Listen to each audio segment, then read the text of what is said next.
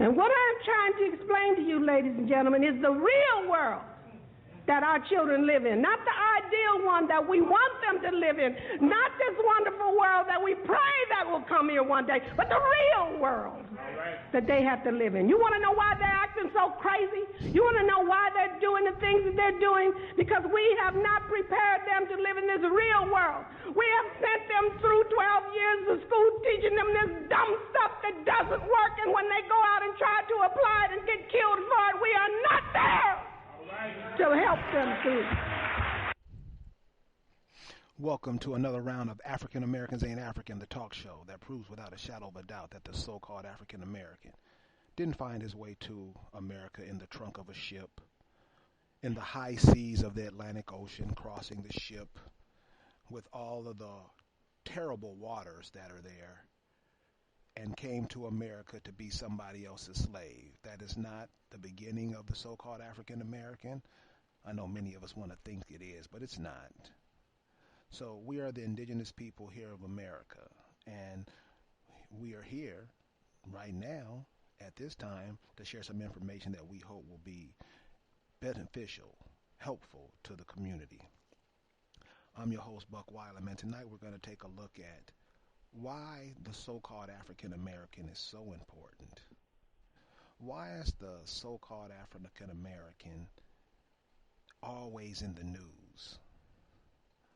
Why is the so-called African American always invited to the party? We're going to take a look at that tonight, and we're going to go over it. Hopefully you can give us a call and let us know what your thoughts are about it. Area code 605-562-3140.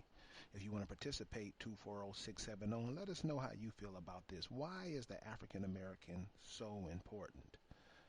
Before we got started tonight, we listened to Curtis Mayfield, Future Shock. We're going to go over those lyrics in a minute because this song was written almost 50 years ago, and it was pretty funky, wasn't it? I know you like that funk. Curtis Mayfield was telling us something a few years ago, and this song went under the radar. So we're going to go over some of the lyrics that he spoke to you about tonight and see how does that measure up with what we're doing today. And of course, after that, you heard the mama, Dr. Barbara Sizemore, talking to us about how we should start looking at ourselves and at our children. Today is January 15th, Dr. Martin Luther King's birthday. Dr. Martin Luther King, there's a new movie out about him called Selma. But when I hear Dr. Martin Luther King, what comes to mind is what I'm about to share with you tonight.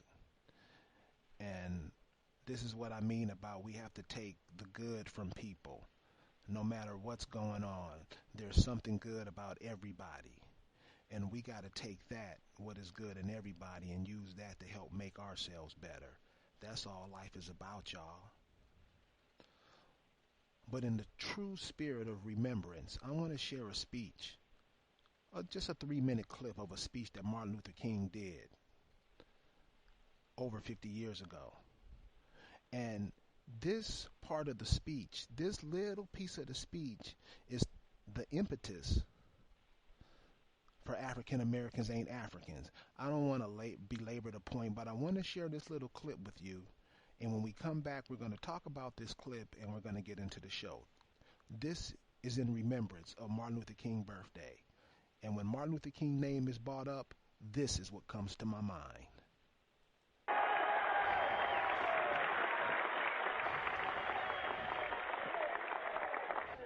am happy to join with you today in what will go down in history as the greatest demonstration for freedom in the history of our nation.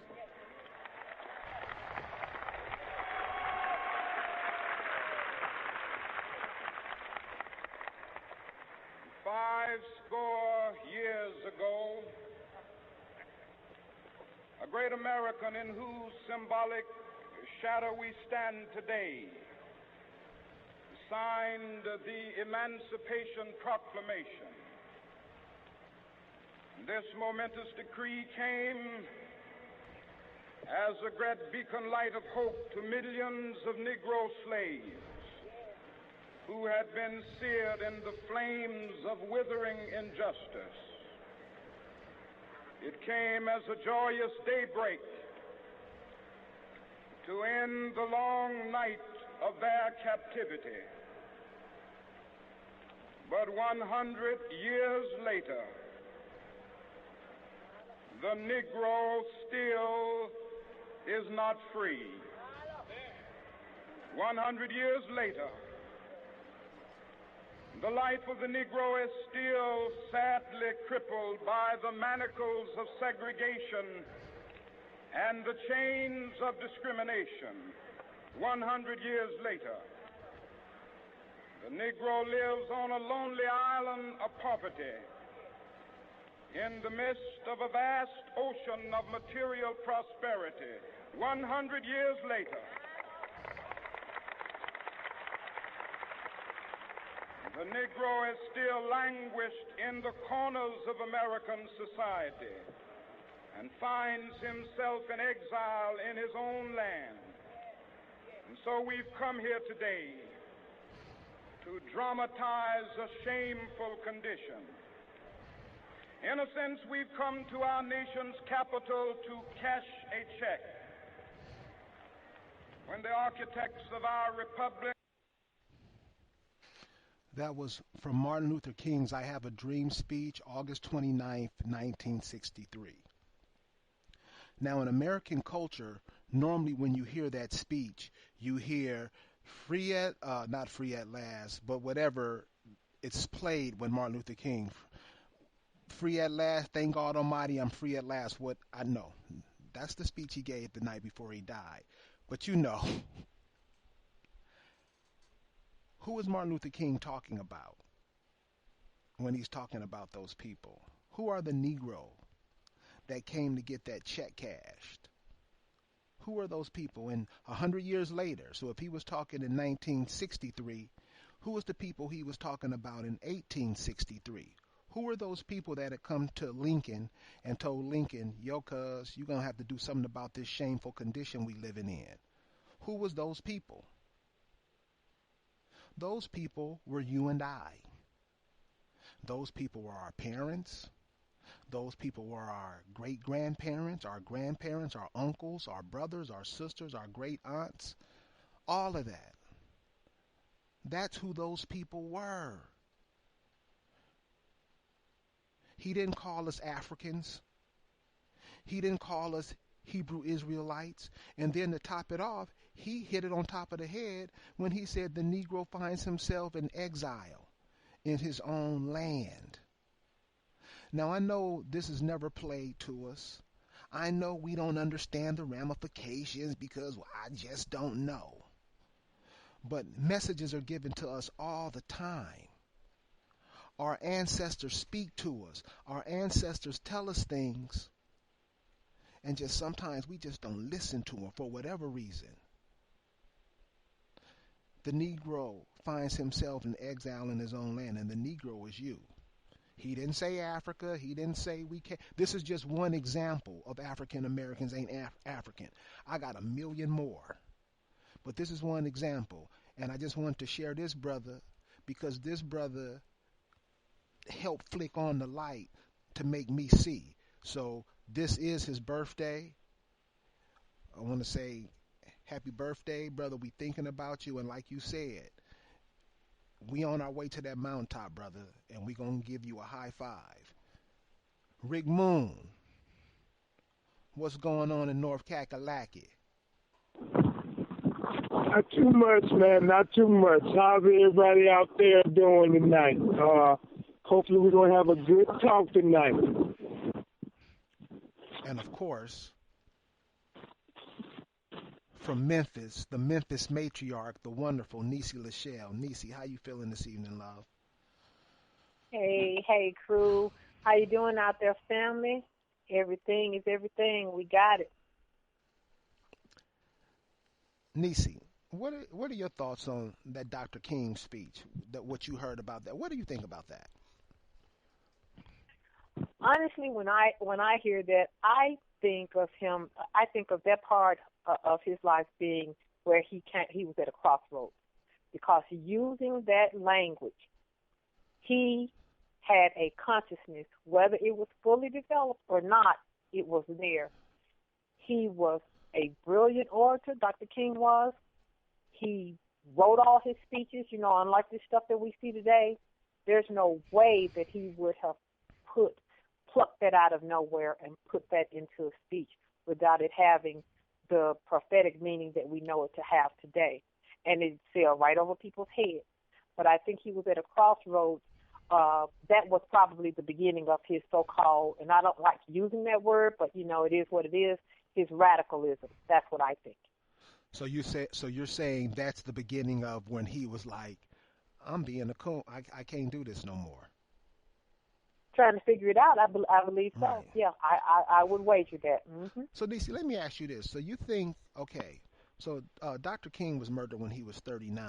So being that our listening audience is that and above, do you think that since we passed that threshold, it's easier to look back and see, what happened in or what happens in our own lives, where he was at that time? Do you think that's easier to look? And is that helpful to us? It's helpful because when I look back at my mother, her mother, because I was blessed to, be able to share a period of time until very young adulthood with my grandmother, these people were mature for their ages. Now, what I see in some of our children, and I love them because I love my young people, I see we're going through ebbs and flows of maturity, and a lot of it has to do with systematic things that are happening to them as far as programming. But people back then, people had children and got married at 14 years old, and they were your grandmom and stuff. They had a level of maturity because their third eyes were open, or it didn't have veils on them like ours do. So what are your thoughts? When you think of Dr. King, what do you think about? I think about a man who was enigmatic in every sense of the word. He's been picked and plucked every which kind of way. And when you think of all the iconic people that are our people, he rises pretty much above the fray. And we have to keep Malcolm there with him because they were, and I don't want to go into that, but they were two very different people. And then they became, instead of parallels, they end up kind of merging together. But he was a very enigmatic person. He was a deep philosophic person.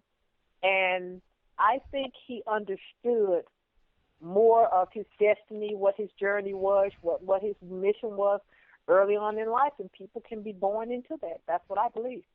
Ladies and gentlemen, Nisi, she lives in Memphis, right where Dr. King was murdered.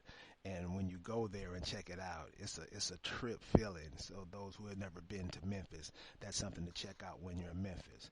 Rick, your thoughts. What do you think when you think of Dr. King? What comes to mind with you? What comes to mind to me is that Dr. King knew who he was. Like you said, he didn't mention anything about being African or anything like that. He knew who he was.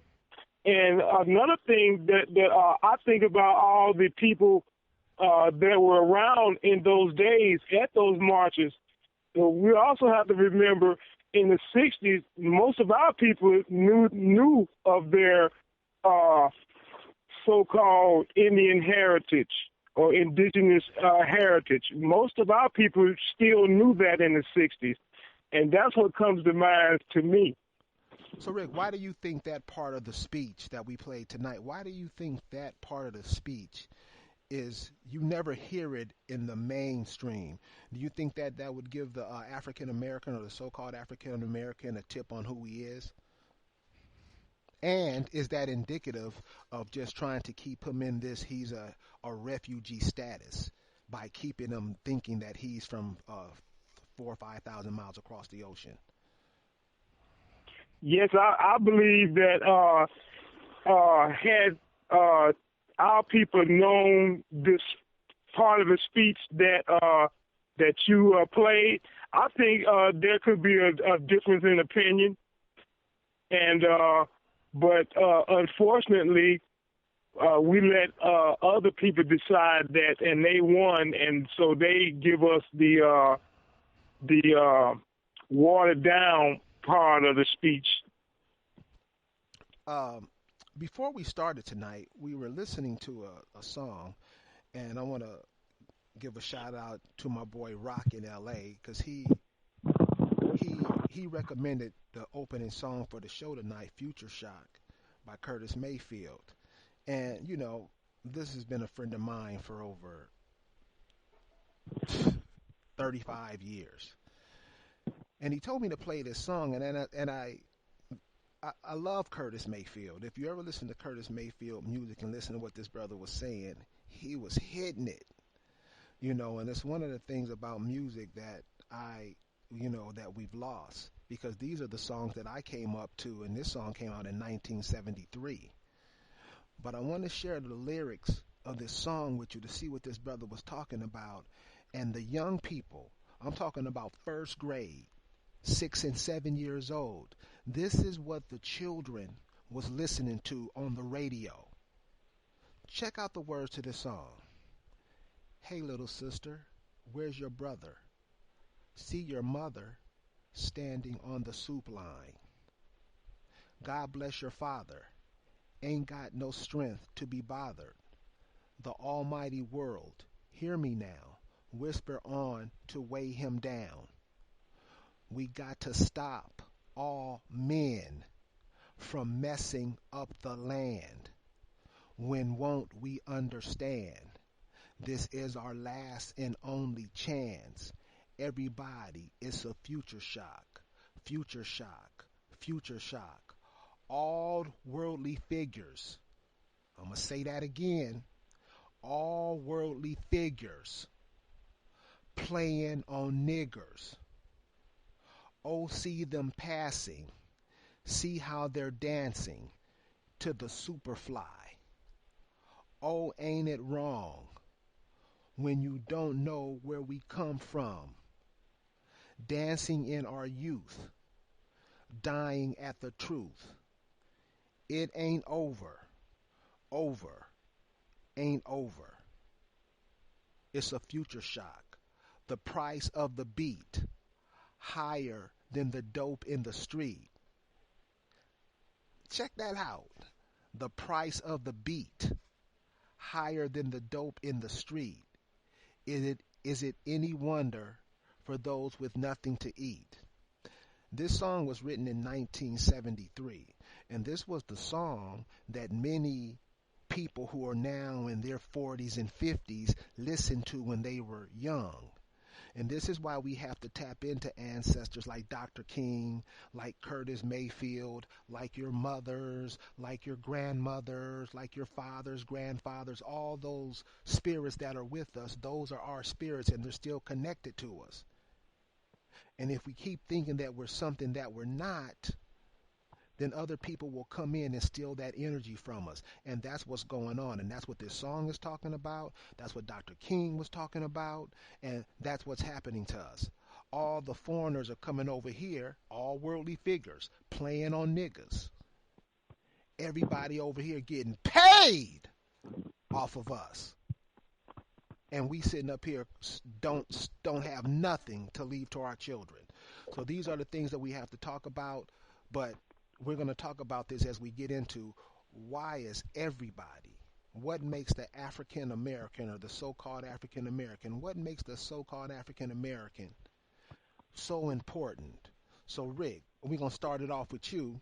Why do you think that's it? I think the African American is important because he's the biggest consumer. It is, especially in America, everyone comes over here, come into our neighborhoods and set up shop and get, like you said, paid off us. You know, that's one of the biggest reasons why we're so important to everybody else anyway. So, Rick, going back to that Martin Luther King speech that we just played when he said the Negro finds himself exiled in his own land, is that the exile he was talking about? That the exile for economics, we don't even control our economics. I mean, I'm sorry. Let's call it what it is. Other people don't spend money with us the way we spend money with them, and we all see that. What is it that keeps us from seeing that? And from my observation, that's what Curtis Mayfield was talking about in that song, Future Shock.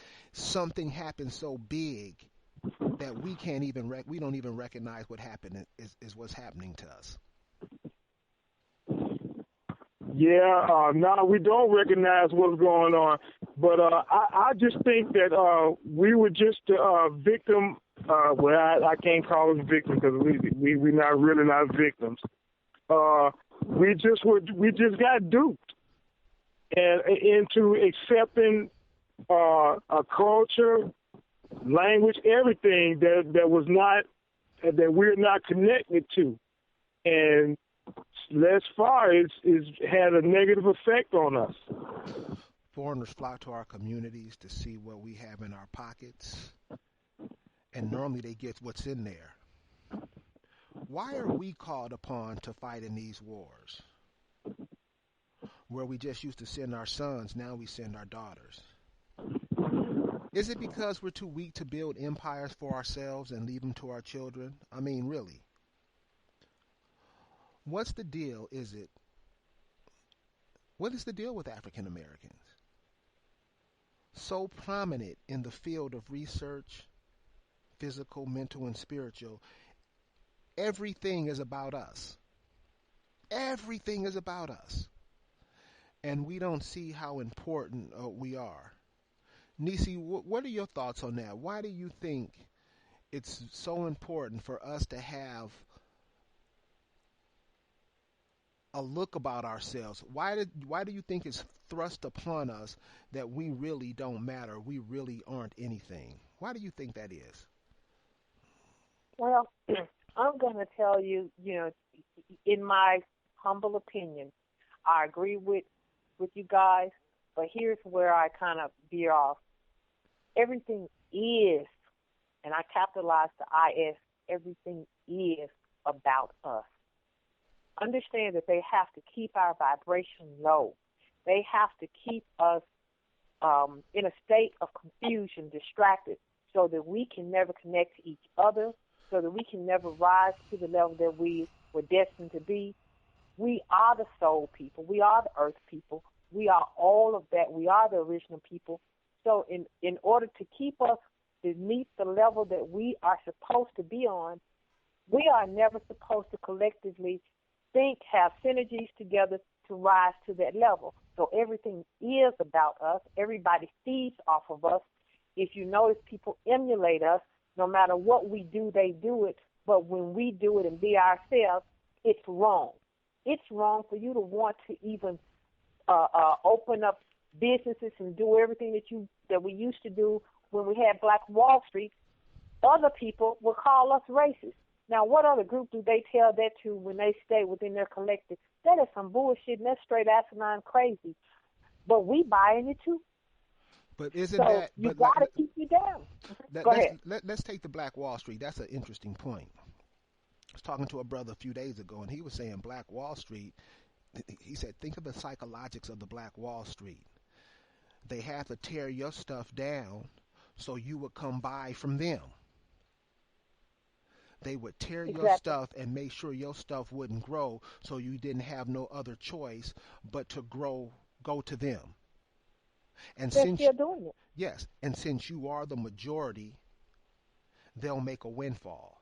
So they have to stop that in its tracks, and that's what that was. And that's the purpose of history to me. That we can look at those things and see what happens, so we can come up with other ways, better ways, so we can circumvent that. What I don't understand, and maybe if you want to call in, area code 605-562-3140, because sometimes I don't know everything. I'm just trying to have it where we can communicate with each other, and I can learn from you, and hopefully you can learn from me. But the way we're living in this time-space continuum is not conducive to life for any of us. So I would like ideas and like to share ideas on how we can make that better. That's all we're here for. Because what's played in the mainstream, audio and visual, is garbage to me. Why are we so hell bent on listening to what others tell us about ourselves? If you know, please give us a call, 605-562-3140. Send us an email on Facebook. We're in an African American Ain't African chat room. Share with us because we're trying to figure this out. Why are we so hell bent on listening to what other people who are outside of our collective, tell us about ourselves?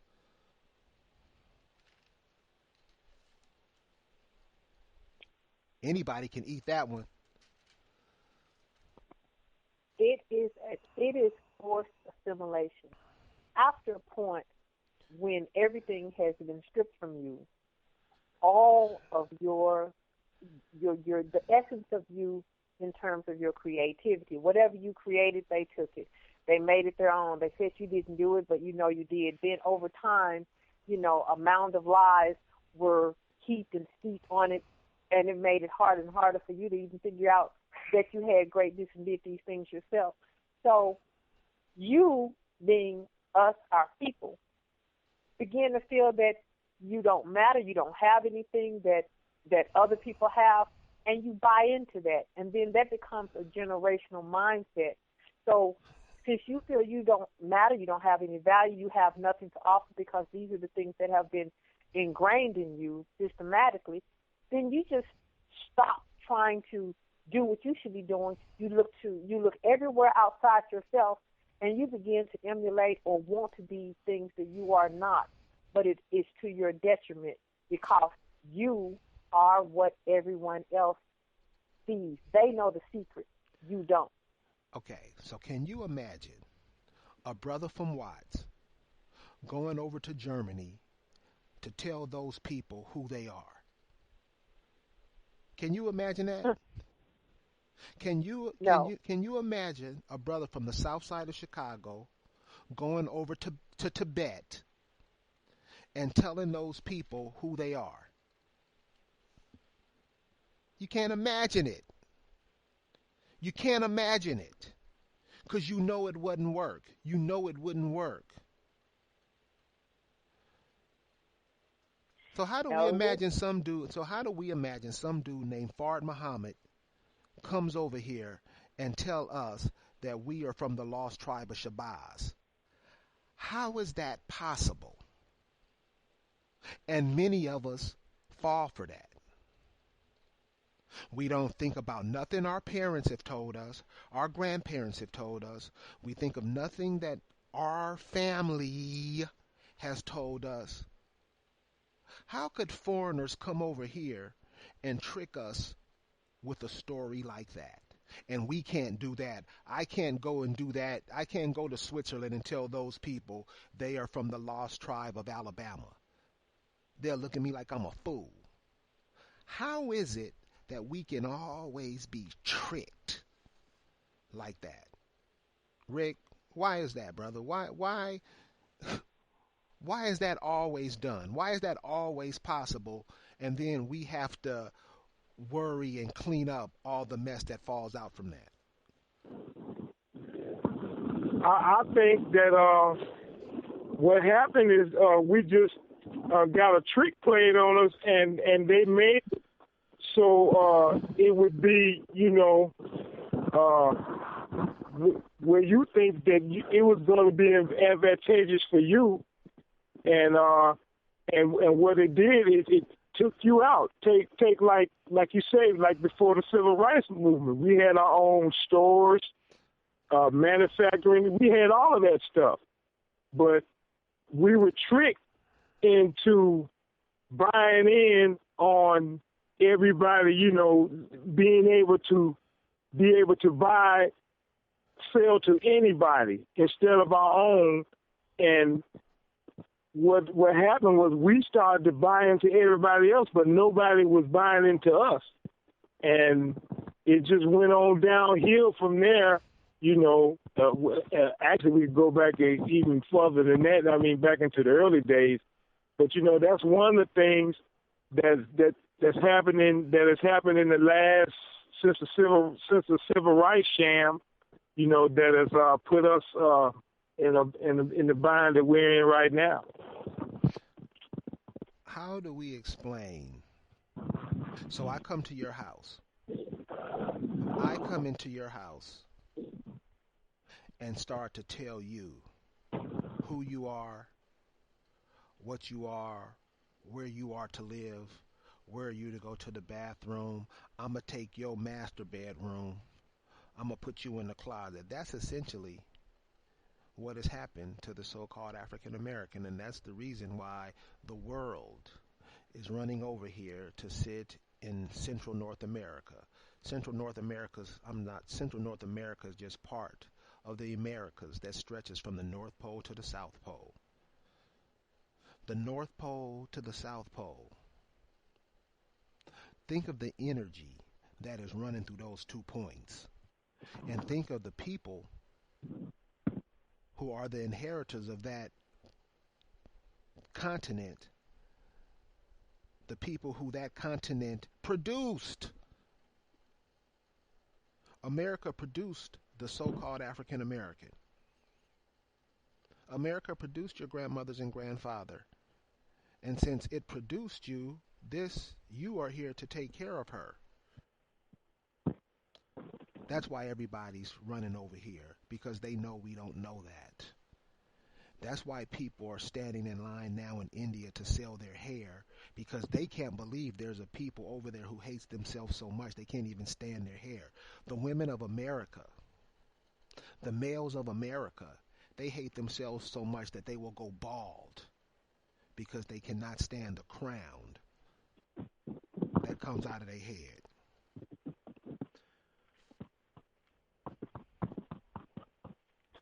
And to add on to that, Buck, also, the so-called African American, why are you you're not just only important to all these foreigners that's coming in here, you're also important to America, because you were the people that were chosen to be here in America, and you were the people that were, like Buck said earlier, chosen to take care, to protect this ecosystem called America.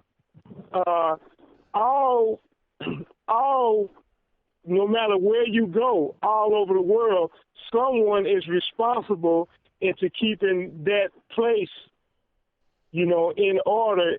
And America is what was assigned to us, and everybody else knows that except us. That's why they can come over here and just claim everything and not give you anything.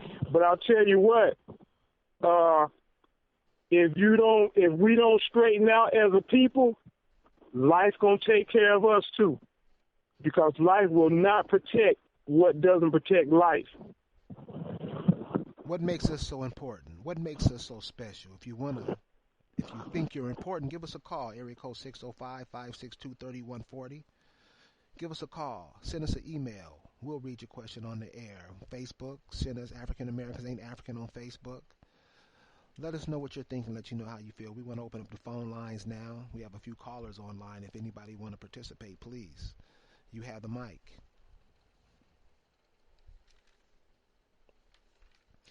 If you look at commerce, like Rick said, I call it consumerism. I asked a young cat around here today, I said, how much, and we're in Birmingham, how much money you think is spent on blunts in Birmingham a day? Your brother said something that kind of really intelligent. These kids are on top of it. He said about $3 million is spent in Birmingham a day on blunts. Wow. Brothers, and I asked him, how come brothers don't produce blunts?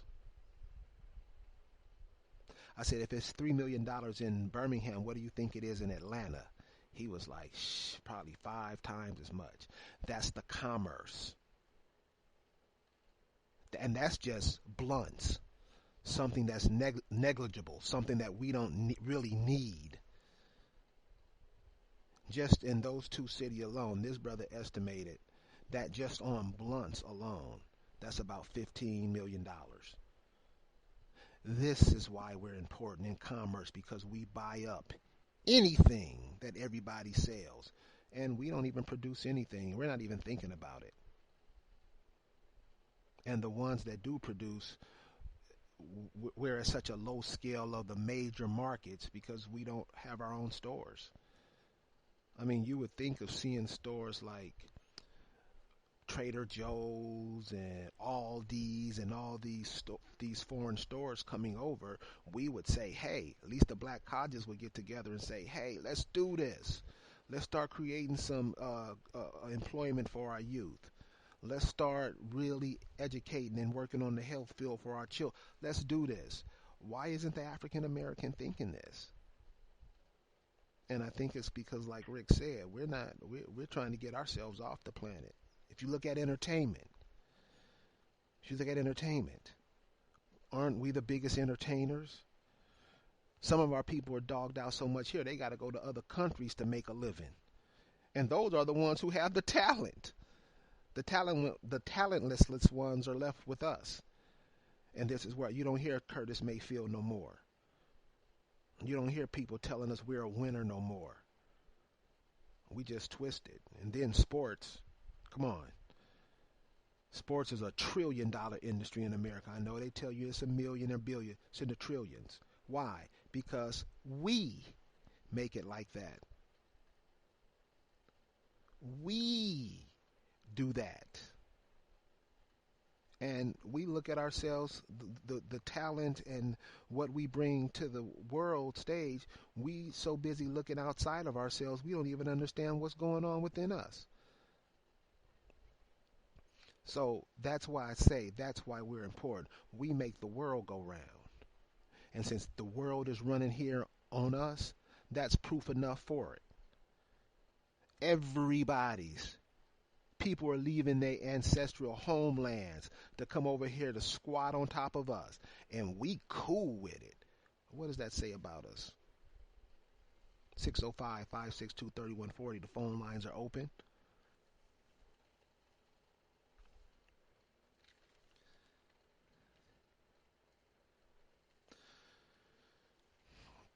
We have to ask questions. We have to start questioning things. We talked to some people earlier in the week, and they're telling us that we're crazy because we're teaching people that we're not Africans, that they're not Africans. So I suggest just do this.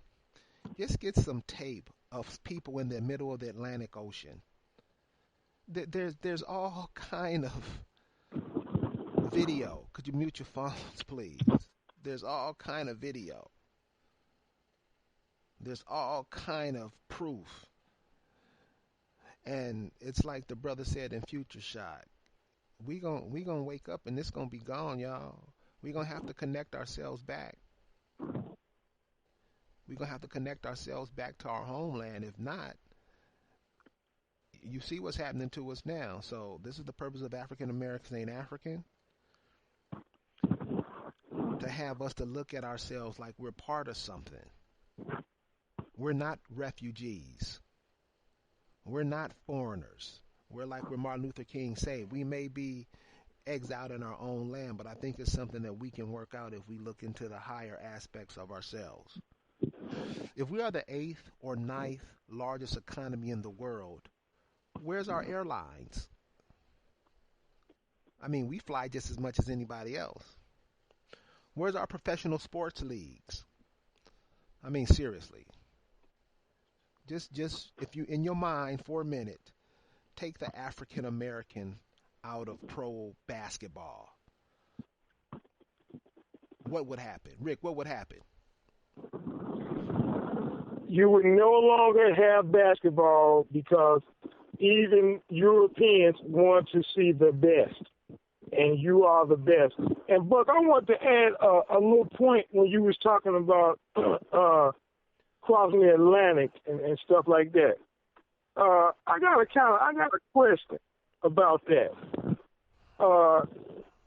If you crossing the Atlantic and all, and I just wonder, like today, in these days, how people like to relive things.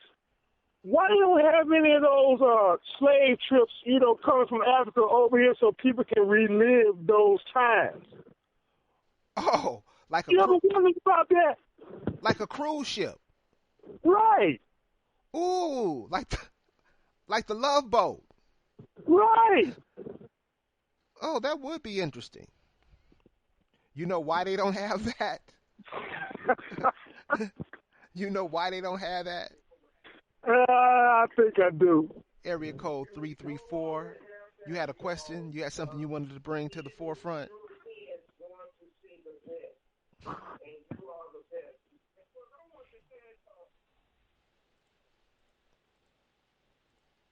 No 334? This is what I mean. This is what I mean, Rick. So this is the position we find ourselves in now. This is the position we find ourselves in today. We're foreigners. We think we're foreigners. It's like a burglar's coming into your house and telling you that this is not your house, this is his house, and that you're just here. You came from outside. This is what's going on with us today in America. We have a caller that's trying to get in. 334. You had something you want to add? Well, hey there, Brother Carey, Red Chief. Red Chief, brother, how you doing? Man, as I'm going back, this is the first time I call in. Well, thank you for calling in, Red Chief. How you doing, brother? Oh, man, just sitting here relaxing. Good. But enjoying the show. Thank Definitely. you. Just let me introduce this brother to the audience. Nah, brother, nah. This is a brother I met a little while ago. This brother is down in Tuskegee, Alabama. Okay. This brother's opened up my eyes so much on Alabama. My people are from here. But he've opened up my eyes to the heart of Alabama and have shown me things in Alabama that we ought to be damn ashamed of ourselves. We ought to be ashamed of ourselves. This cat has showed me what our folks used to do, how to waterway. The rivers are the freeways. That's where the idea of the freeways come from the rivers. These rivers were our people's highways. But since we don't think we're from here, we don't even connect to that. And we'll be talking about that and get into this Project Reconnect, y'all. This Project Reconnect is going to be off the hook because it's going to connect you back to your ancestral homeland. Red Chief, yes, can you share with the audience just a little bit of the history of where you're from? I'm from Tuskegee, Tallahassee, Central Alabama, the heart of the Creek Confederacy, the Creek Nation, right on the Tallapoosa River, and my folks been here for years, man. We didn't come from Africa, and Tuskegee, Tallahassee, Lowndes County, just all in the southeast here, on the water. Why do they call that? Why do they call that area the Black Belt? Because it's all the dark skinned and different colored Indians down here. So let me ask you this. This is a question that I've always wondered. Everywhere in the world, when you go places, the indigenous people are in that part of the world. No matter where you go in the world, the indigenous people are there. The people that are in Mississippi, Alabama, the central and lower part of Alabama, Florida, and all that, are you telling me those are the indigenous people? Correct. Well, it stretches. Well, here in Alabama, we say the Black Belt, which starts at the Columbus, Georgia, which is right on Phoenix City, Columbus, Georgia, Twin Cities. And it stretches across central Alabama over to Cuba, Alabama, which is on the state, Alabama State, Mississippi line, and Interstate 59 runs down south to New Orleans. But actually, from you could say coast to coast, from the South Carolina coast, just all over. We got to stop the charade. And I was I spoke at Tuskegee University, and I told those young kids, I shared with them. I don't like to tell anybody anything. I like to share. Just read your history. It's pretty simple. As you always say, connect the dots. Yes. Connect the dots. The information is out there. We're just afraid. I mean, every day I obtain some new knowledge about really what's going on in this country. I was looking up blackface. Why do white people want to look like black folks? Well, mm-hmm. They imitate the people who own this country. Who were the first people that was here, that we still here. So let me ask you this. So they have a lot of casinos popping up down in Alabama, Mississippi. Are those now they call themselves Indian casinos, but what are they really? They are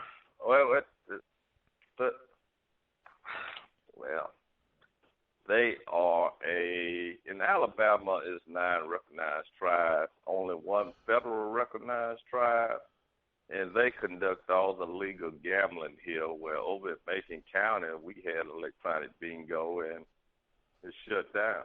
They shut it down in 2010, and they were over there harping, the Indians gambling, and we can't gamble, and we got a constitutional amendment, da-da-da. And I kind of shared with them, y'all the Indians, so... Is it, what, I mean, something as simple as that, and that's what I'm trying to, the point I'm trying to get across. It's that simple. I mean, all of this, we are being used. I mean, because in those casinos, it's nothing but us. Well, and that's the thing, and then I'm gonna just, how I am. I'm gonna say I'm the elder now, and I'm 60 years old, still young, but I got to tell the truth. And the truth is, we ain't from Africa, and I have went to the officials and pressed them. Show me the evidence. All the evidence that I researched is false.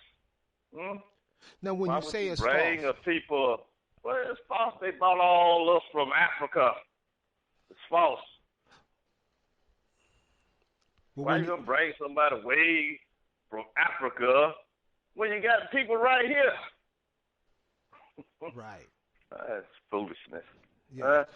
Well. In closing up, Rondé, what do you think down in the Black Belt could be helpful down there to the people of that area? To realize, well, let me say it like this, Terry. The Black Belt in Alabama, from state line, the Georgia state line, to the Mississippi state, Cuba, Alabama. Pretty simple, isn't it? Huh? Simple. Cuba, Alabama is on the Mississippi, on the west boundary of Alabama and the east boundary of Mississippi, which used to be one territory. So, and it just so happened it's the poets. You follow me? Yeah. That's what they say. Oh, this is the poets, but it's some of the richest soil, and they don't. The powers that be don't want nothing to happen because they control everything and they can hunt and fish, and we run around here with our heads cut off. Wow. Well, Rondé, that's simple. It's that simple. Well, brother, thank you for joining us tonight, man, and thank you for your input. And please call us again soon sometime, brother. Anytime. Yeah. Well, I had you in my spirit, and I said, well, I hadn't called in, but let's move forward and stop this nonsense. It's nonsense. Yes, And sir. if they got the evidence, that's what impressed them. Show us. That stuff they got out here. They prove. Yeah. Thank you so much for taking my call there. All right, Chief brother. Garrett. All right, thank you a All lot, right, brother. take care. Appreciate you. Thank you. All right. All All right. right. Go. Yeah. All right. So, Peace. Rick, so Nisi, is that the same? Is that the same thing that's going on up in your part of the neck of the woods? Well, what the brother was just talking about down there, how the control of the land and how we're like just walking around here like we don't even exist. Definitely here up to my way. When people come here, they say they give it a flavor and say it's the Memphis mentality. Years ago, I used to reject that and kind of fuss and debate with people about it, but I don't do anything but say they're correct. We have on the scale nationally, I think we're like the 17th or 18th city. Might be moved up a little further than that. It is 68% black. We have black leadership. The mindset, you would think that this would be a progressive city. The mindset of people, it starts at the top and then it comes down to the base of the people. And it's what we say all the time. People simply don't believe that they can. You have to believe that you can. You have to know that you can. But what we find is that most people don't know who they are, so they think that they are nobody. Is it really that simple? Is it really that simple, Neasley? I mean, I hear you. I hear you. But we can't even feed ourselves. No. We are in our own backyard and we are ignorant on feeding ourselves. Now, we'll sit up and brag about how shiny the car is or how many shingles are on the roof, but simple stuff like that. We can't feed ourselves. We can't educate our own children. We don't have and I'm just wondering, is this it? Is this this is it? It's like the brother said in the song. This is it for us. You just said what it is. Go ahead, Niece. All I was going to say is finish this thought. You just said what it is. For some reason, and it behooves me because it's never been me, but we are easily distracted by shiny things, stuff, and materialism. So while other people are not distracted by that, all that stuff is nice and well, it's not their focus. Things seem to be our focus, and things lead us away from the collective. They lead us to individualism. They lead us on a track that is really to our detriment, because no group can survive without having sufficient ties to its collective. So we get further and further away in our silos because of things and stuff, and that's just a duped hoodwinking that's been played on us.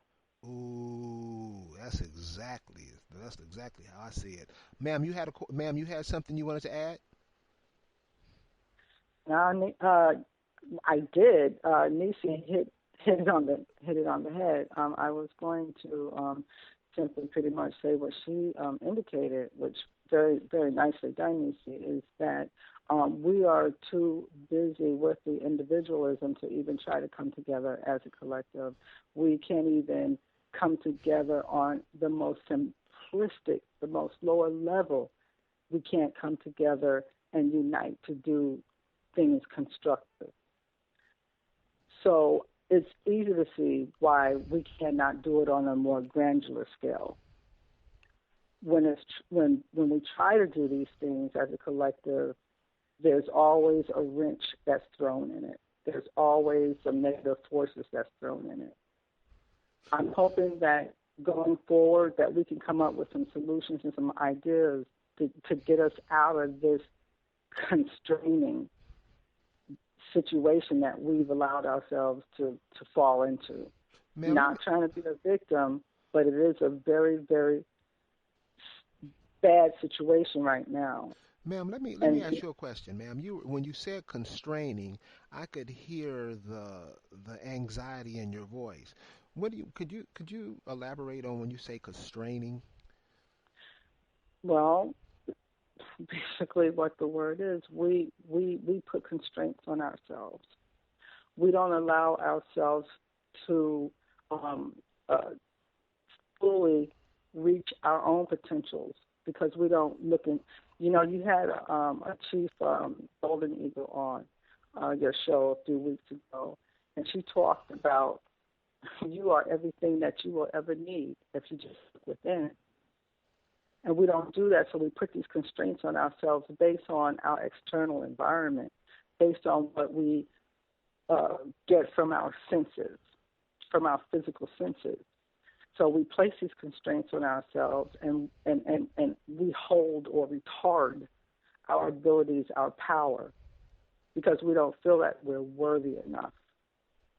So we strive to get the things that we see, taste, touch, and feel. Goes back to what you said, consumerism. Remember, if we are not building, others are manipulating us. Phone lines are open. Anybody have anything they want to add before we close out? Rick, last words, brother. I just want to say that we have got to turn this thing around. Like you said, we gotta start building. Like I said earlier, we are responsible for the viability of this landmass called America. We're responsible for that. So, Rick, if say a person's hearing you for the first time, Rick, what would you, and he say build, and you're saying build, what would you have them build? What would you tell them? How would you lead them to build? What would you have them to do? Well, we need to start building homes for ourselves that don't have to be so expensive instead of buying from other folks. Well, we need the earth first, actually. We need to start buying earth. We need to start growing our own food. We need to start making our own clothes. We need to start using the medicine that was put here for us to keep ourselves healthy.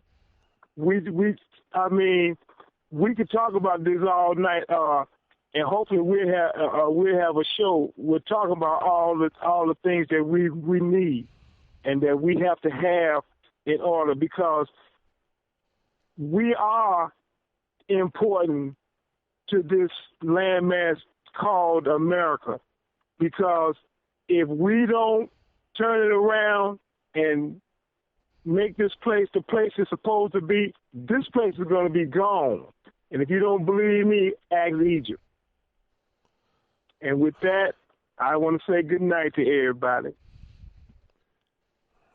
Wow, Rick, you make it seem so real. You make it seem so real. Nisi, your last words. Well, my brother Buck, I would say that one of the things we have to do, we talk about being awake, and we say that a lot, and it's the real thing. We don't like to mean for it to be cliché, but we have to keep saying it. The reason people awaken is because they have finally stopped agreeing to things that insult their souls. What have we gotten to the point that nothing insults our souls? That's what it seems like. If you're at a crossroads, then you've got to stop complying and being obedient to ideologies and cultural stigmas and outdated traditions when you know within your innate core, your soul of souls, your being, that it's bullshit. And it doesn't sit well with you. It doesn't sit well with you, with your state of consciousness. You know this, okay?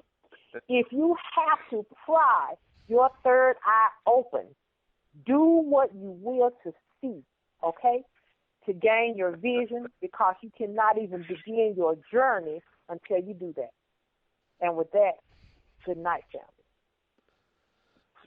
Remember, y'all, we can help them build their empires while we have none? I don't think so. I'm Buck Wylam. African Americans, you know what it is, y'all. African Americans ain't Africans. Yeah.